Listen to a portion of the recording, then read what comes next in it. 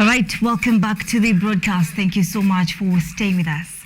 Now, it's time for a discussion of the night, and tonight I am joined by amazing gentlemen, and I will just give them time to introduce themselves to us. We're talking about the state of the nation, everything that has been hitting center stage in the country, and this is Advice Mundalo, that is the national, I beg your pardon, just a minute, give me a minute, the National Youth Chair, Jubilee Party, and Professor Alfred Omenya, a governance analyst. Welcome to KUTV, gentlemen. Thank you. Glad to have you here with us tonight. So let's just get this going. I want us to talk about the Finance Bill 2023 that is still a contentious issue in the country. And I want us to start off with the proposed 3% house levy. President William Ruto says it is not a tax but law. Prof, I want you to kindly help us understand what this means. Yeah, whatever they call the house levy, the housing levy, whether they call it is a tax or savings or whatever it is, our position has always been very clear, especially amongst the built environment professionals, that you cannot actually put a levy or a tax on people who are not likely to benefit from it. And I think it has been very clear that the housing levy had nothing to do with housing. And government has initially they said that yes, they needed to provide housing for civil servants, and a lot of experts punched holes through this particular proposal. The question, for example, was if say I am 58 years, so I only have 2 years to work, why am I contributing a house levy? Well, it's very obvious that in 2 years I will not even be able to buy a window to the house, leave alone the house itself. Then there was a question about those who already have homes. Why are you forcing me to make contributions to a levy that I don't need because I already own a home, whether it is in a rural area or in an urban area? And then there was the issue again of the people who may not necessarily want those particular homes or houses the government is actually suggesting. But of course, more fundamentally, and this is something that we highlighted, where on earth has government been able to provide housing for its citizens comprehensively? Nowhere. In fact, where government has tried, it's been a terrible failure. We saw that in the US, with places like the Bronx. We've seen that with public housing in the UK. I spent a lot of time in South Africa. From the time Mundalo came in with this RDP process, we've only had 2.7 million houses and so on. So anyway, whichever way you look at it, it's impossible to provide housing to all the 900,000 civil servants and generally to the rest of the population through government. Therefore, this forced a government and his advisors to explain the mischief behind this. And I think this is an exciting sort of levy, because it is a levy that has nothing to do with what is being levied for. Government has no intention of providing people with houses. That is true, and the president himself has actually highlighted that this is a way to get a pool of resources that government can borrow from, actually to sort out debt, not even to provide housing in the first instance. And yes, they've said that look, if you don't give you houses in 7 years, we'll give you your money back. So whichever way you look at it, and this is a very poorly designed strategy by government to borrow from the public. And I think it is an insult to Kenyans that then you cheat them, that somehow you'll be able to provide some houses. From the time the Jubilee government came in to date, the number of houses that have been provided are actually under 20,000. So this new myth that every single public servant will be provided with a house, I don't even know where it's coming from. The question I keep asking is that government officials and public servants, do they stay in caves? Where do they stay? Because we see them dressed nicely, going to the offices every day. Do you mean they live like wildlife? These guys actually live in houses. So government is trying to solve a problem that does not exist, using instruments that are really very ill thought about and very, very poorly crafted. And I think this should be opposed by any right-thinking Kenyan starting with the president, because I believe the president is a right-thinking Kenyan. He should say that he was misadvised by the people around him, to put this unnecessary tax or levy, call it whatever you want to call it. And lastly, we've actually said, there are very many levies in this country. We have the road levies, we have got the NSF, we have got the NHF, we have taxes and levies and so on. If you look at those taxes, literally all of them, the way they've been designed is that, they benefit us one way or another. If a road is built, it helps the country and it helps everyone. You collect your NSF taxes, you benefit, in your old age schemes and so on. So the only characteristic of this housing levy that is relevant is that it's easy to collect. That is why it's being imposed first and foremost on civil servants, where it can be chopped from the payslip. But immediately after that, it does not have, good characteristics of what a well-designed levy or what well-designed tax is. Advice. I would love to get your opinion on that 3% housing levy that the president says is in accordance with the law and not a tax. Thank you so much, Anne. I think on this issue, I think the good professor has said more or less what I would have said, because one of the first problems we have, I have seen Kenyans go to the streets about issues of school fee, about issues of cost of living. I've seen Kenyans complain about hygiene, but I have never seen Kenyans on the street complaining about housing. So I don't know who came up with the problem that government is struggling to solve, because essentially government is solving a non-existent problem. Nobody has asked government to provide housing. Nobody has said they are living, they are not comfortable with where they are living. I understand the rationale where government wants to think that it can improve the standards of living of the people, but that does not mean they should actually reason for the people wholesomely. It does not mean you go directly now to decide what nature of house the people should live in. Remember, we have a thinking society. We have people with a brain. We have people with their own priorities. We have people who are servicing mortgages right now. The housing problem in itself is not a priority problem for Kenyans. It is not something that anybody has complained about so far. And I was actually quoting the 2019 census, where over 80% of Kenyans actually live in their own houses. I don't know whether we are actually even aware of that. So it is not as much a problem as we are making it look. I would agree with government in terms of trying to improve the standards of living of the people. That is a good thing. But the formula of implementation, that is now where I have a problem with. But then still sticking on the finance bill and looking a bit in the positive of that finance bill, I think I agree with the tax amnesty in the finance bill, whereby, because this is going to help a lot of young people who started their companies while in campus and they did not know a lot of things about how companies are even run. And so by the time these people really want to even start doing anything with that company, it has never done anything, but it's already in debt.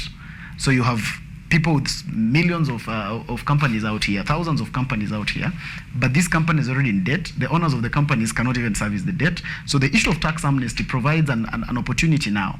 And this actually affects majorly the young people who are ambitious enough to start some of these things while in school. Now they can be able to have those companies running and that.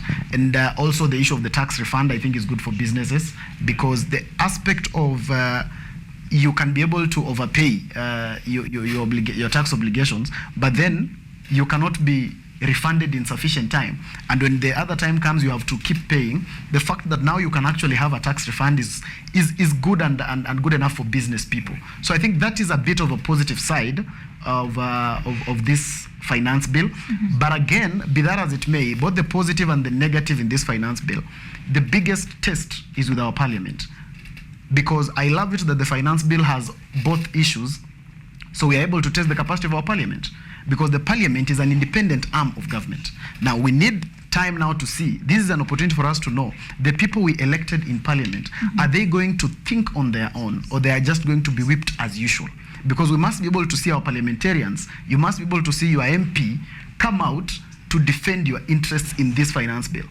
So that is a good test for the legislative arm of government. It is a good test for the MPs. So it's good for us to now see what will they really do about this.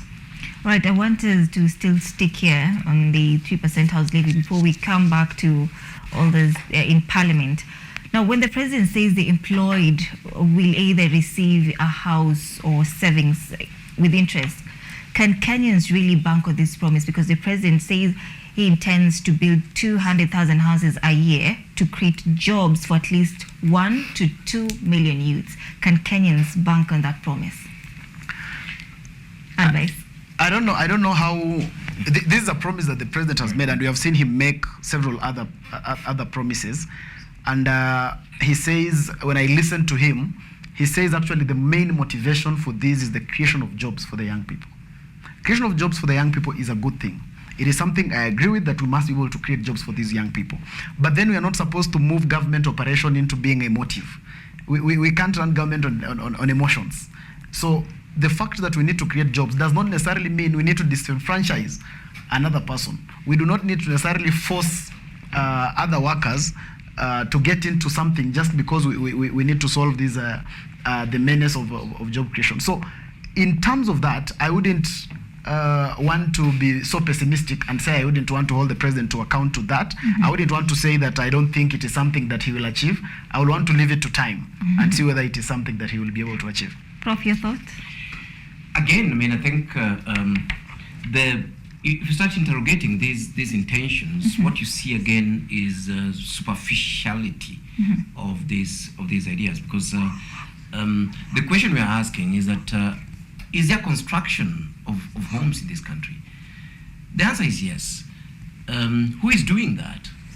Is the private sector, and they've actually been doing that. Do they employ people? Yes, they do. So why does government want to come to do what the private sector is doing to achieve a small percentage of what the private sector is already achieving? These people who are being employed in construction by the private sector are not Ugandans, they're not Tanzanians, they're actually Kenyans. And in the private sector, this is a core business that they do. It's unfair, honestly. We don't elect government to go and compete with the private sector. We don't elect government to build for us houses. We elect government to govern. Construction of houses is best done by the private sector. The private sector is already doing it without any incentive from government. And the private sector is actually employing people. So why can't government enable the private sector to do what they're already doing better? And it will actually result in employment of people. The question, for example, that we ask ourselves is that who are these young people that the president wants to employ in the construction sector? The construction sector is actually one of those areas. I work in that sector. It's actually one of those areas where almost 80% of the work that is done there requires a particular level of skills. Who told the president, who told the cabinet that Kenyans have decided to go and work in the construction sector? The youths, the so-called youths. That's where they've chosen. So that is where we're going to create jobs and particularly work on government projects. Let me give a very basic example. We had Kazi kwa Vijana in Jubilee's time. And what did you need as a skill base to work in Kazi kwa Vijana? You just needed yourself. Because it was about sweeping, it was about cleaning, it was about clearing of things and so on. And you're paid weekly. And this dealt both with unemployed youth and unskilled youth. And these, to me, are the most vulnerable of the youths. The youths who are already trained in construction are already in that construction industry, actually. They do not need this particular project as it actually were. The president says that this is actually also a way of savings. Why is government forcing me to save through a housing scheme? Secondly, what is their return on investment? We're democratic and we're also free market. I should be allowed as a Kenyan and as a civil servant to decide whether I want to save through the money markets, or whether I want to buy stocks, or whether I want to invest in my own small business. You can't force me to invest in housing where government really has zero evidence that has ever worked. And we need to remind this government that before it was the obligation of government to actually house civil servants. And we shifted away from that and decided to give civil servants house allowance. And that was also tied with home ownership, so that they would go to the market and choose wherever they wanted to stay, based on their own reasons and so on. This was a government policy. So are we shifting government policy? And the issue is that if we're shifting government policy, there should be a good rationale. The president says is the law. It's not the law. We know the housing fund has been crafted as a bill that is in that the government intends to take in parliament, but it has not been passed. But anyway, even if it was passed, it's still a bad law.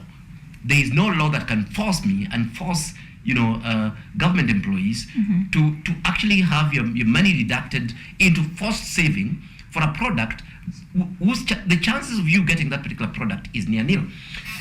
On the 200,000 houses, and I keep insisting, and I've done studies for government in this regard. I hope these guys are listening to me. Uhuru Kenyatta did police housing. I am the one who actually did feasibility for that, and put this on the table. That look here, we didn't have capacity to deliver 20,000 houses per year. What happened? Koto was given the contract. Did they deliver? They didn't. The industry does not have capacity to deliver 200,000 houses per year. We don't have. We don't even have adequate cement and all those things to actually deliver in that. We're shocking the industry. In fact, for us, the realistic thing the government can actually do is to scale up. Is to actually scale up as the industry, expands and builds up the, the capacity and so on. So and from whichever angle you look at this, is nonsensical. Is nonsensical from a technical perspective. Is nonsensical from delivery of houses. Is nonsensical from just choice in a democratic society. It is nonsensical in terms of forcing people to save. Is nonsensical. Government knows that they will not deliver this actually in the first instance. It is nonsensical even from a legal perspective. It's nonsensical from design of levies and taxes and so on. Like I said, the only not positive. The only characteristic that this has of a decent levy or tax is that it's easy to collect. That is actually one of the issues you look at when you're designing these sort of instruments. That is the only bit that it actually meets. If I was to mark it, yes, I'm a professor, so I give marks normally on these sort of things. If I was to mark this out of 100, I would actually give it 0.5. 5%. That's how bad it is. I don't think it even makes 20%. Right, now advice, I want to come back to you.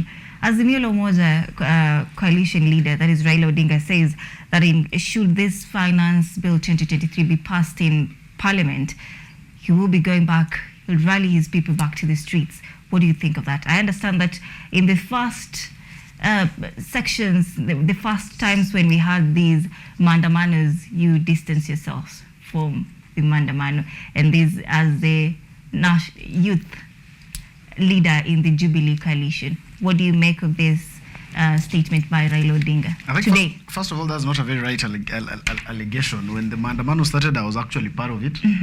And I remember we did Nairobi, we did several parts, including when we were doing the consultative forums. So it's not right that I distanced myself. I don't know where you have gotten those that allegation from. I'm glad that you're here to defend yourself. But then now on the issue of rallying our people back to the streets, first of all, we must come from the understanding that picketing is not illegal. It is allowed, and people are allowed to express their opinion in that regard. And the opposition leader, Raila Odinga, is right to that extent. But then when you look at now the effect, because when we have a finance bill, the most of the work that we should be doing is to ensure that it doesn't pass. That is the most of the work. I wish we were in a position where the former Prime Minister would be working harder in rallying the parliamentarians not to pass the bill than preparing to go to the street after it is passed. Because what happens there, then you score political bonga points but do not necessarily affect the running of the country. Because at the end of the day, the finance bill will have been passed. At the end of the day, the people, the 3% will be taken from you here, who is working here. At the end of the day, every other thing will be going through. I wish we were able to say, let us segregate. Plus, we cannot be able to cast the bill in totality. I wish we were able to actually segregate and say, we don't want matter 1, 2, and 3. These matters we are actually pushing parliamentarians to ensure this does not actually pass. I think that will have better result than going to the street. Going to the street will score political bonga points, the common mwananchi will feel like we are actually fighting for them as Azimio, but I don't think it will have the right effect, because the right effect should be that the bill, where there is a problem, it should not pass. But once it passes, when you go to the street and whatsoever, there's nothing that changes. So I wish that my opinion would be that my leader Raila Odinga would be able to really rethink that, so that we can be able to canvass this in another way. We can be able to canvass this in a manner that ensures the dangerous aspects of the bill, like maybe the housing levy and others, do not see the light of day. I think that would be more progressive for the country. Yeah. Prof, do you think that with Raila Odinga saying that he intends to rally his people back to the streets, should the finance bill be passed in Parliament, will it be a solution? Yeah, on this one, actually, we are on the same page with advice. And the issue for me, even in the previous mandamanos, the issue for me has been has actually been quite simple. That we are not applying ourselves, rigorously to the issues of the day. In this sense, that if government on the other hand said, okay, fine, what do you people actually want that that we should do or do differently? And I think as the opposition strategizes and works on the street, I agree totally with the advice on this. It is important that that the opposition is clear about the end game, about what we want, and actually how we actually want it, and to me that even makes the work of our parliamentarians easy. Yeah, because we're saying, look, of course, like all finance bills anyway, there would be just normal things, the status quo that continues. Then new taxes and levies that have been proposed and so on. We need to take a position on those things.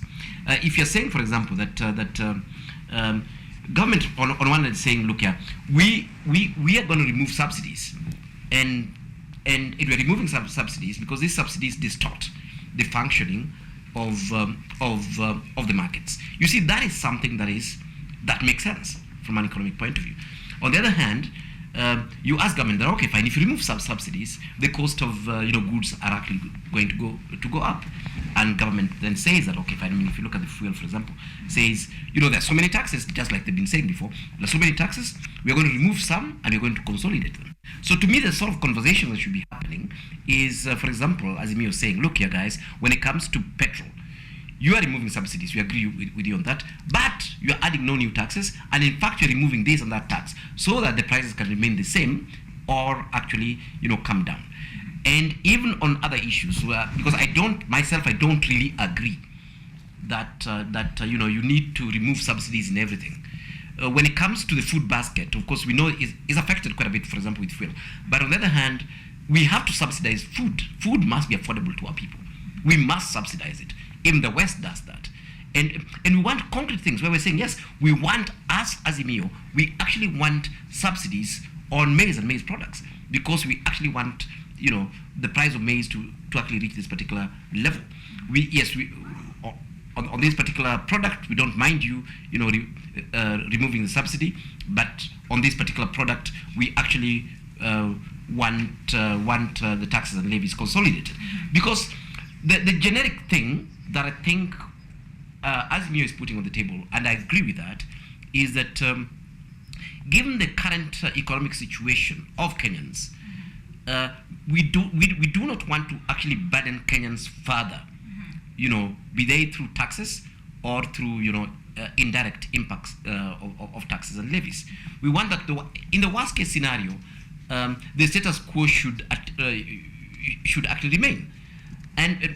But what you actually want to see is more rigorous analysis and taking actual positions and saying, look here, for us, this is the deal breaker.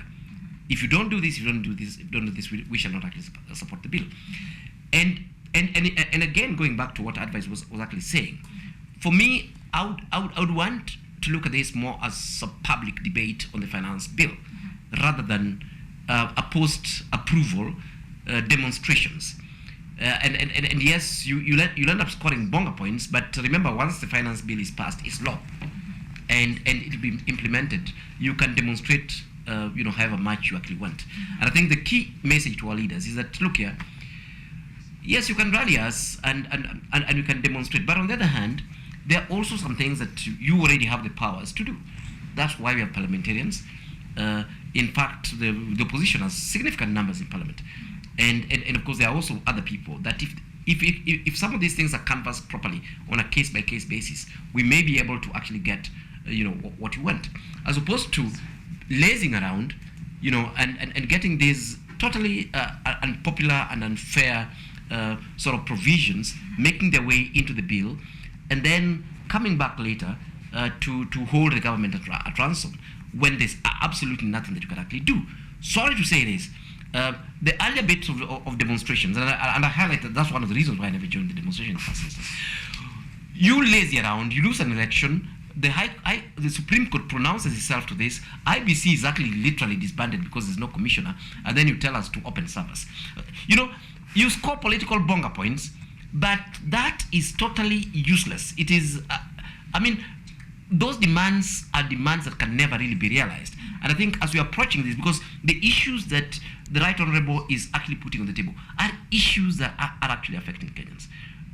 The cost of living is something that you can't dispute. It's affecting Kenyans. Even the president agreed the other day on an interview that this is actually affecting Kenyans. We need to move to the next level to say that as opposition, these are the actual changes. These are the actual issues we want addressed. And these are a no-no for us. And some of those things can be done. And we're paying people millions of shillings to just think about those things. You wonder what parliamentarians do, honestly. If they're not even discussing this. Prof. They're discussing a demonstration.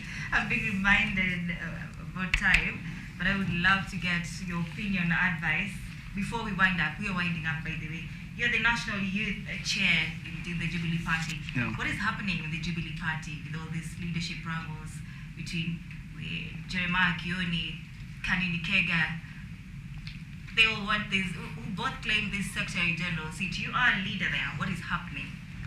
I think, first of all, what is happening in the Jubilee Party is nothing strange. It is what happens in all serious political organizations, because at the end of the day, we are at the center, at the center of politics.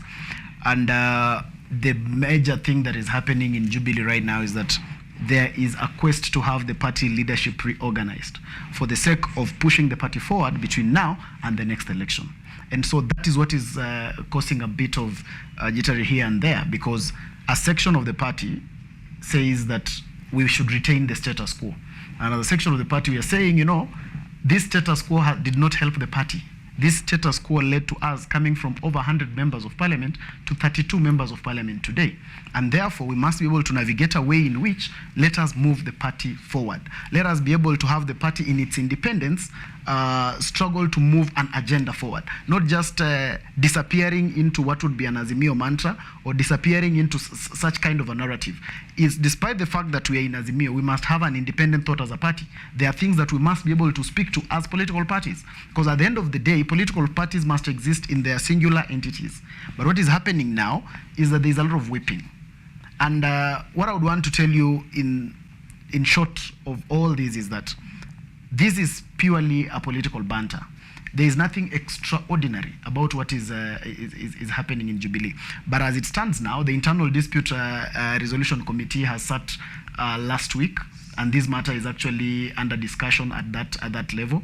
And so I think, and then there is also the ruling by that court is supposed to be made within, I think, tomorrow or the following day. Right. So at the end of the day, we are going to have very clear-cut Jubilee Party. But at the end of the day, also, what in politics, the moment you are not talked about, the moment you're not making news, then you are an irrelevant political party. I think as it stands now, we are the most relevant political party in the Republic of Kenya today. In 1 minute, I want you to tell us what you make of Jubilee Party wrangles at the moment, in 1 minute. Well, I mean, I think she's the last kicks of a dying horse. But still, I think to be fair to advise the other guys, is that it's still a horse. It's not a dying cow or but definitely, I think it's interesting because and it'll be good to actually see Jubilee survive out of power. Because one of my biggest concerns in this country has been that parties come in, they get into power, and they're not properly institutionalized. So when the leadership shifts out of power, they just die. We had parties like PNU. Yeah. We have KANU that is now almost irrelevant. We had parties like NAC and so on. And what we are praying for in this country is institutionalization of political parties, so that if I belong to a party, then I really don't have to jump ship when you lose elections because of imminent death, but actually stay on and build, knowing that the institution is there for some time. So on this note, I really wish advice on this political party very well. Right, thank you so much, gentlemen, for Thanks, being for us. I think we should wind up at this point before they switch off the lights on us. Again. Cheers us out of this studio. So thank you once again for coming. Thank you. All right, that brings us to the end of our bulletin tonight. Many thanks indeed for watching KUTV Primetime News this Tuesday. We meet again next week, inshallah. My name is Anne Udida. Our sign language interpreter tonight is Evans Odhiambo. Have a good night.